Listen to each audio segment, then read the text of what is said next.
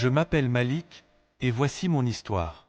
Une histoire que je donnerais tout pour oublier, mais qui me hante jour et nuit. Tout a commencé dans un petit village, là où j'ai grandi avec ma mère, Aïssata. Elle était tout pour moi.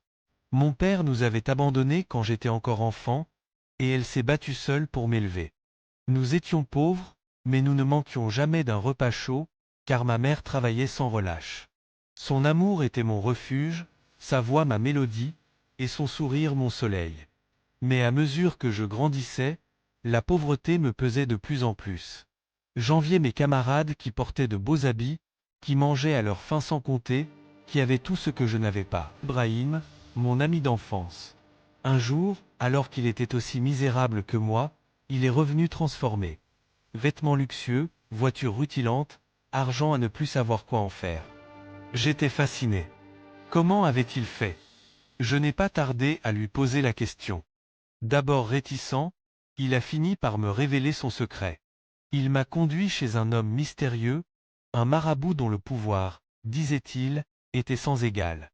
Il pouvait faire de moi un homme riche, puissant, respecté, à une seule condition, un sacrifice humain. Tu dois offrir la personne qui t'aime le plus en échange de la fortune. Mon cœur a failli s'arrêter. Qui m'aimait plus que tout? Tu dois offrir la personne qui t'aime le plus en échange de la fortune. Mon cœur a failli s'arrêter. Qui m'aimait plus que tout?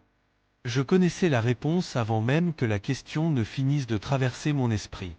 Ma mère. J'ai d'abord refusé. Comment pourrais-je faire une chose pareille? Ma mère était mon monde. Mais le poison de l'avidité s'était déjà insinué en moi. Les jours passaient et la tentation grandissait. La pauvreté me rappelait à chaque instant ce que je n'avais pas, et la voix du marabout résonnait dans ma tête. Un sacrifice pour une vie meilleure. Un soir, j'ai pris ma décision. J'ai inventé une excuse à ma mère. Maman, viens avec moi. Il y a un endroit où je veux te montrer quelque chose. Sans méfiance, comme toujours quelque chose. Sans méfiance, comme toujours, elle m'a suivi. Nous avons marché dans la nuit, le silence entre nous n'était rompu que par les bruits de nos pas sur le sol poussiéreux. Elle ne se doutait de rien.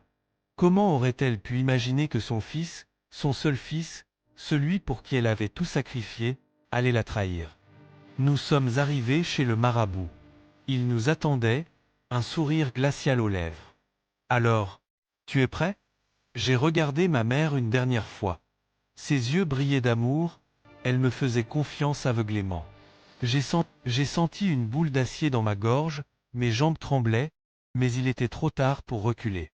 Le rituel a commencé. Je n'ai pas pu supporter de voir la scène. Mes yeux étaient embués de larmes, mon cœur hurlait, mais mes pieds restaient ancrés au sol. Puis, il y a eu le silence. Un silence assourdissant, glacial, mortel. Je suis sorti du temple du marabout en homme riche. Mes poches étaient pleines d'or, ma maison était transformée, et tout ce dont j'avais rêvé m'appartenait enfin. Mais à quel prix? Les nuits suivantes, j'ai commencé à entendre sa voix. Ma mère m'appelait. Ses pleurs résonnaient dans mon sommeil. Je la voyais dans chaque reflet, chaque ombre, chaque silence. Son absence était un gouffre, et sa présence me hantait. J'étais incapable de trouver le repos. Puis, tout a basculé. Mon esprit a commencé à sombrer. Je ne distinguais plus la réalité du cauchemar. La fortune n'avait plus de valeur, elle était tachée de son partout où j'allais, je sentais son souffle glacé dans mon cou, son regard accusateur. J'ai essayé d'échapper à son ombre, mais elle me suivait partout, me murmurant des mots que seul moi pouvais entendre. Pourquoi m'as-tu fait ça, mon fils? J'ai supplié le marabout de me libérer, mais il s'est contenté de rire. On ne peut pas revenir en arrière. La richesse est à toi, mais tu en payeras le prix toute ta vie. J'ai perdu la raison. Les gens du village ont commencé à parler de moi, du jeune homme riche devenu fou du jour au lendemain. J'ai erré sans but, chuchotant aux fantômes, cherchant des réponses là où il n'y en avait pas. Ma fortune ne valait plus rien, car je ne pouvais plus en profiter. Puis, un jour, dans un dernier éclat de lucidité, j'ai compris. J'avais tout détruit pour du vent. J'avais sacrifié l'amour pur et inconditionnel de ma mère pour une illusion. J'avais vendu mon âme au diable, et ce que je possédais n'était qu'un fardeau dont je ne pourrais jamais me débarrasser.